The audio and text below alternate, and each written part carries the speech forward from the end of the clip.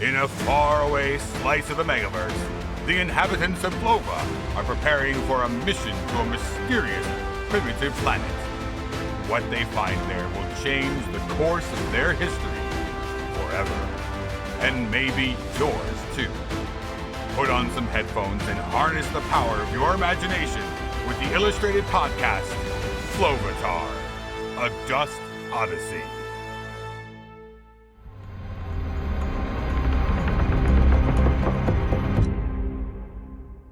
Gellin struggled to breathe as he led the jumbled cluster of Flovans on the lengthy journey back to the tech shop. The heat of the sun was beating down on him, but he refused to take a break. He didn't want any of them to know how exhausted he was or how his joints ached. Like anyone who has spent an entire day at a shopping mall, he was weary, overstimulated, and bankrupt. Even worse, Franklin calculated that their odds of getting back to Flova were getting slimmer by the hour. The quicker they were able to return to nostalgic electronics, the quicker they could repair their last intact detector to continue finding dust. The sun was at full strength, and since Flovans didn't evolve to sweat like Earth natives, most of the group fought to stay moving while roasting in their transit suits. The solution came to Gellin as his AT finally kicked back into operation. They had to hitch a ride in an Earth vehicle. On Flova, the planet-wide sign to stop a cabbie capsule is simply walking toward it until it slows down. Gellin attempted to do this to numerous cars, with no luck. The drivers either sped around him, angrily honked, or flashed their middle finger, which clearly did not mean they were interested in slowing down for him. Finally, a van adorned with colorful flowers and elongated windows slowed to a stop, and the back door slid open. With no choice but to take this generous offer, the Flovans piled in the back. A barely legal human couple sat in the front, greeting the Flovans in the midst of a smoky cloud that reminded Gellin of a scent at the candle shop called patchouli. As Fasco dutifully explained where they were headed, the human pair giggled through their story of their arrival and goal to get back to their home planet. You mean where you're going? You don't even need roads? Teased the young woman, who had a pet creature perched on her head. Oh, you could say we're exploring this meta-highway ourselves, Nodded the man, shaking his silver dreads in agreement. Call me Lone Star, and this is my girl Becca. We'll take you where you need to go. Life's about the journey, though. We're all gonna make it. Paul, recognizing a familiar human herb smell, scooted up toward the front seat. Rebus poked Nick in the back of the neck. Hey, you, why'd you knock into my Gleam streamer? I'm supposed to get 500 hours of footage of y'all. Nick had conveniently tripped and rammed his elbow into the Flovan camera earlier, throwing something out of whack in its wiring. That thing adds 10 pounds, and in all the wrong places. Trust me, they don't want to see this back on Flova. Franklin was not amused by any of it, and stared daggers at Nick from the back seat while Becca's pet rubbed up against her boot. Her AT was back online, and it was guiding her thoughts toward one belief. This person was dangerous.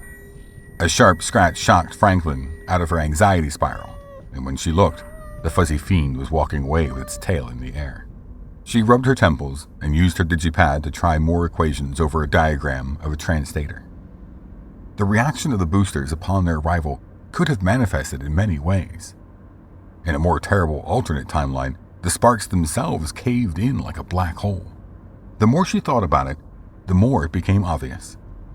They nearly had enough dust to send one of the Flovans back to bring help for the rest. A rescue crew could bring more detectors and extractors. In the back of her mind, a dark thought refused to go away.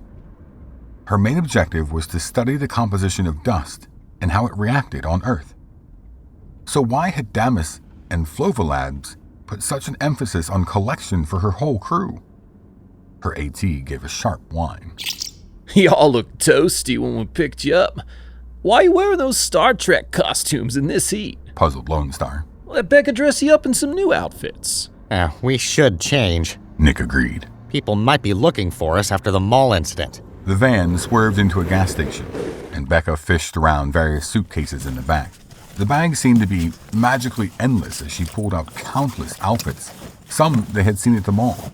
Some looked like costumes, and a few looked like they belonged at the dump. Nevertheless, the group took what she offered.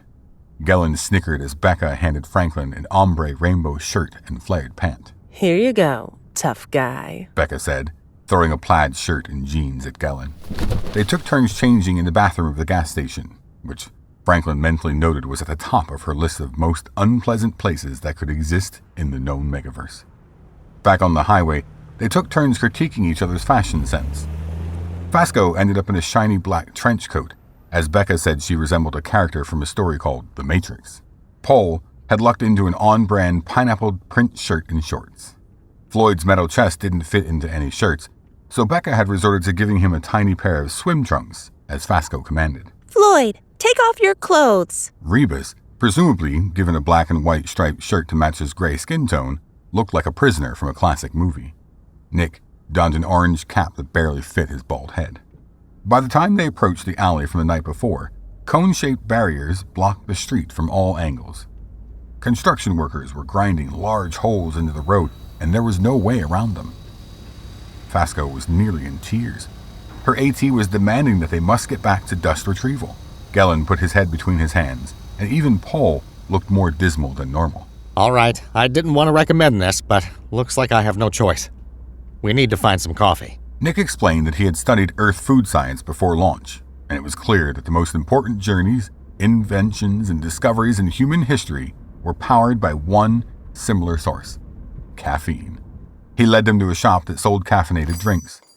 On the menu were various forms of coffee, tea, and some other ridiculous names that no one would feel good about saying in a normal conversation. Like Starflux, the shops were on nearly every corner of the city. Unlike Starflux, the possible drink combinations were endless, and the Flovans could order anything they wanted. Temporarily ignoring her AT, Fasco couldn't decide between 6 different drinks, so she ordered them all. While the barista put edible sparkles on her last drink, Nick covertly scanned a gift card, added a dollar amount via the register, and held it out to the cashier innocently. Franklin was itching to analyze the acidity of the sugar-sweet monstrosity that Nick had ordered for her, but now hyper-aware of his potential danger, she pretended to sip it in the corner. The earth spices were overpowering, and she couldn't believe anyone would willingly subject themselves to drinking something that smelled so vile. Her thoughts inadvertently drifted to Paul and his nose. By the looks of it, he was still sitting in the van outside. Then she noticed the smoke that was rolling out of the windows. It was no match for the smoke that started pouring out of her ears. Paul was listening to the couple explain the extreme potency of the substance they had nicknamed Wogme when Franklin swung open the door and threatened to pull him out by the dreads. Like a kid caught with his hand in a cookie jar, Paul relented. Yo! Lone Star called to them as the van started back up with a loud whir. You never told us! What aliens were you LARPing as? When they looked back at him in confusion, he added, What do you call yourselves? Paul paused, then shouted back, Flovatars. and with a roll of the eyes like only young people can, they made Franklin and Paul feel like the living embodiment of the gas station bathroom. The newly invigorated crew jogged toward their destination, taking turns to race each other down deserted side roads. Gellin, powered by 4 espresso shots, picked up a piece of construction equipment in his way and slammed it over a sewer entrance. Good. Block any potential mutant turtle uprisings. Nick joked. Before he could enter their tech store home base, Franklin blocked the door with one arm and put her other hand on her hip. I'm not going in there with you until you tell me how you're so familiar with Earth. Do you want me to fix that dust detector? You said it yourself. We need to get back out there and collect as much as we can. Then do it out here. I'll get you the tools you need from inside. Let him see it, Paul. Nah. Paul shook his head. Is everything a joke to you? Your detector is our only chance to get home. Then I guess you better look for a high-rise condo here on Earth. I traded it for this baggie from those kids. It's not pineapple dreams, but it should do the trick. See if you can rig the wonky druid to find us. You and him speak the same dull language. If looks could kill, Paul would be 6 feet under. You know what you are? You're an absolute degenerate. You deserved to be on whatever repulsive biosphere you were sent to with all your criminal friends. Some people are just born bad. For the first time in the journey, Paul was at a loss for jokes. When no one dared defend him, he climbed the fire escape onto the roof of the building and disappeared into the night. That may have been overly harsh, said Gellin delicately. Not everything is that binary, Franklin. He's had a rough time in life. Even I can admit that. I'm having a rough time right now. Our dust extractors are on limited energy without the boosters, which is a problem compounded by our lack of dust detectors. Our transstators are still at the dump. My face is orange, and none of you seem to care. Aha! Hold up now, I almost got this streamer working. Can you do that fight again for the live stream? Franklin marched into Nostalgic Electronics and slammed the door. On Flova, residents of Dome 93 were enjoying a day akin to any other day of the year. The temperature was pristine, the light was adjusted for maximum happiness, and the wild flistle flowers were in the midst of their annual bloom. Outside his apartment that was shared with 6 other family members, Fasco's little brother, Spuck, was preparing to fly his Psyche-Likey to the top of the building. He secured his makeshift goggles and announced to himself, Flova's most accomplished hovercraft flyer is attempting his gnarliest move yet. An orbit around the rogue planet at 150 parsecs per second. He patted Carly's wings, jumped on her back, and whispered that she could have a second breakfast if she made it to the roof. As they soared toward the biosphere's glimmering dome, Carly's likey tendencies took over, and she spotted a half-eaten fluff bread below. Changing directions, they hurtled through an open window into Fasco's room. Junbee, Fasco's Psyche-Likey, had been crying in her room ever since Fasco had taken off for her brave mission to Earth. Junbee tearfully watched a live stream of her Flovan partner, palling around with 4 human friends in an Earth city called New York, and complaining about the pettiest things possible. Carly waddled over to Junbee and put her head on her shoulder while scooping the food off the floor. Junbee, Spuck sighed. it's okay. See, she's having a great time there. She's even made friends. At this, Junbee began squawking so loud that Spuck shoved his thumbs into his ears. She was pointing at Fasco on the screen and wailing in her unintelligible Likey garble speak. He was puzzled. The telepathic link between Psyche-Likeys and their Flovans was ultra strong on Flova. Was it possible that Junbee was getting fuzzy signals from Fasco on Earth? Maybe the short, stalky, bald human she had made friends with was some sort of danger. He surely yelled a lot. Spuck scooped up Junbee and ran down the spiral stairs to alert his family. But his mother was the only one home, and even when he screamed to get her attention, she was fixed to the holoscreen and wouldn't respond. She barely left the apartment these days, and she was totally reliant on her AT for any decision. It had been worse in the days since Flasco left. Flova Labs needs to know about this, He said to Carly, who was bumbling down the stairs, the crumbs of the fluff bread trailing behind her. What if something happened to her? I was joking when I told her a monster might eat her there, I swear. I didn't want her to get hurt. He started to cry. Because of his age, he could frequently override his AT with his own desires and emotions. Once he was 30 in Flovan years, his AT would be fully integrated with the world around him. But Flova Labs couldn't quite patch the bug to totally corral the younger minds. After a few tears, Spuck decided to do something that he had never done in his life. He left the apartment without his mother's permission, Junbee and Carly at his side, and began the treacherous journey to Flova Labs. The mood was tense inside Nostalgic Electronics as Franklin instructed Gellin to keep an eye on Nick at all times. But after some unexpected sounds and smells that escaped the older Flovan's body, Gellin allowed him a moment of privacy. When Nick went into the restroom, Gellin strode over to Floyd, who was sporting a slightly mangled ear from the mall debacle. Fasco stood behind him, soldering some wires in his canals with her multi-pen. There you go, buddy. Your head should stay in one piece now. You look good as new, my metal friend. Gellin nodded. How do I look? He flexed his biceps. You look like the vat of leftover muck after a greenhorn Psyche-Likey is spawned. Fasco chuckled at Floyd's response while Gellin crossed his arms. All right, tough nuts and bolts. You think that's the wisest thing to say to the strongest guy in the room? I will defeat you before you can take 3 steps in my direction.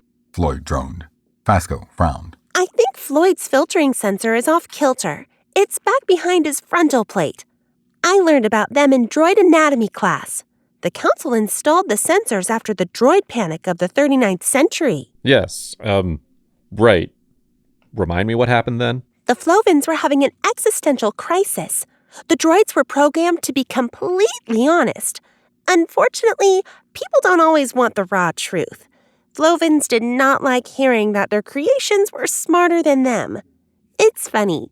They're technically faster at computing, but it's not like they make their own choices like us. She felt her AT device buzz in her ear. Our class took a whole droid apart.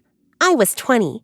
It was the highlight of my year. You took a droid anatomy class in primary school? I needed an elective to take during lunch, She said, blushing. Anyway, Flovans added the filter to make the droids more docile. Droids don't ever tell the whole truth anymore. They tell versions of what you want to hear. Except now, Floyd is telling the whole truth. Are you saying I look like a vat of greenhorn excrement? Fasco waved him off. Floyd, what's your mission? Bring back Dust. Priority 1. All other priorities rescinded. Her AT vibrated, and her vision went fuzzy. She should stop asking questions. But she couldn't. What about us Flovans on Earth, bringing new tech to the planet? The Flovans on Earth are expendable to the preeminence of the mission. She gripped onto Gellen's arm, neither of them able to speak for a moment. Set him back. Gellen commanded.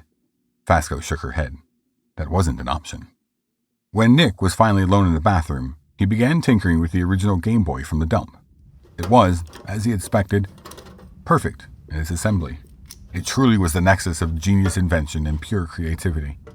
He plugged a couple AA batteries into the back and a power signal lit from the front. He'd finished modding it as he did the rest of the technology in the shop, but he still struggled to beat the impossible Tetris level. And he would need to hurry. The porthole would open at 3 a.m., and Franklin was onto him. She was smart, genetics no doubt, but she also inhibited a shrewdness that he wasn't expecting when he first met her at the dump. Her mom, Rena, was brilliant, but unable to discern who her true enemies were. Ray was clearly aware when someone was concealing their true motives. It's too bad she took it out on Paul like that. The guy was clearly troubled, but good at heart.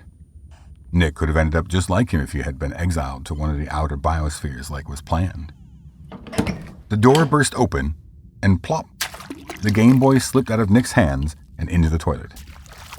As he fished through the murky bowl to retrieve it, he looked in the mirror and saw Rebus, his comrade in the war against the receding hairlines, pointing the streamer at Nick. Don't you know not to stream someone when they're using the facilities? Nick cried. Hey, fixin' guy, the streamer ain't working. Thought it was, but still ain't sending a signal back to Flova.